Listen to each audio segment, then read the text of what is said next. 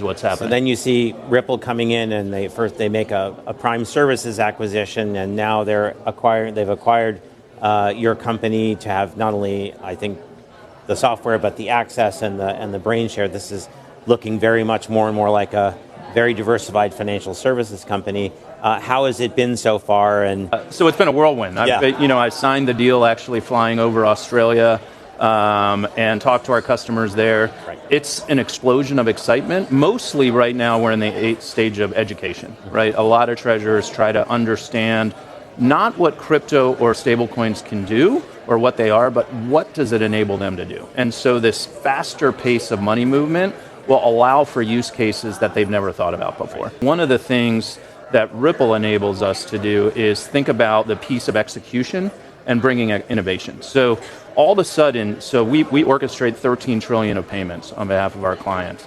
Now we will have an option to make a different type of payment. Whether our clients take it or not will depend, but also we manage 250 billion in the accounts that we monitor for our clients. And think about a time where they can now move money instantly and get yield. What we notice about those accounts is on nights and weekends, there's virtually no activity. So imagine a world now where Ripple brings a product that can make that money work. So when we talk about this deal, there's a lot to talk about, but one of the really interesting things is around making the money more active.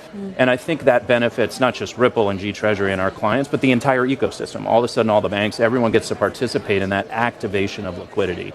And I think that's going to be one of the more interesting use cases that we start to look at. So, XRP wasn't always the easiest narrative to help educate people, right? This idea of what I think of as just a, kind of multifaceted financial services entity or platform offering as many things as possible was a little bit outside of the education scope of currency, smart contract platforms, stablecoins, things. So I guess now with these events and this kind of explanatory power and sort of financial power that Ripple has, and the acquisition like of Hidden Road and the rebranding that as a explicit Prime Services business, do you feel just more like a big diversified financial services company?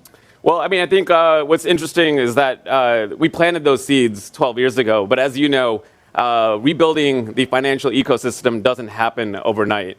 So, hey, listen, there's ways to accelerate. The acquisitions that Ripple has done is great, and I think that'll accelerate adoption. Again, bridging traditional finance to crypto. But then there's a lot that I'm excited about building directly on the XRP Ledger as well. And that's what I'm excited about with my new company, Evernorth, which is a XRP digital asset treasury. I think that is going to be a wedge that helps traditional institutions that want exposure to crypto be able to participate and get exposure, and in the future get exposure to DeFi, but as easy as holding a stock. Right. So you can just go into your portfolio and you can add XRPN, Evernorth, and you'll get access to a lot of what crypto has to offer. I think just a couple of things. One, by holding public stock equity versus an ETF, and ETFs are great too. They help plug in to the traditional system. It makes it easier. But I think what we can do in the future at Evernorth is also plug into the DeFi ecosystem. We can earn yield on that treasury. Now you think about how hard that is for individuals, even for myself as the crypto, OG as they call, it is a lot to unpack to participate in the DeFi ecosystem. What I'm excited about is bringing that with a couple of clicks. You can go add the stock, but then you get exposure to all that great goodness that could potentially be coming down the line in the DeFi ecosystem.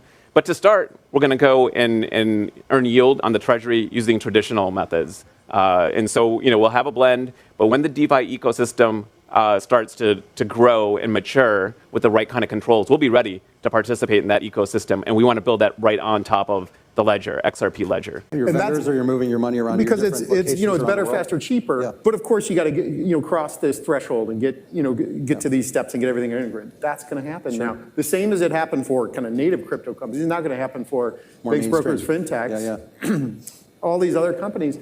They're going to be settling with our RLUSD and everything else. From your lips.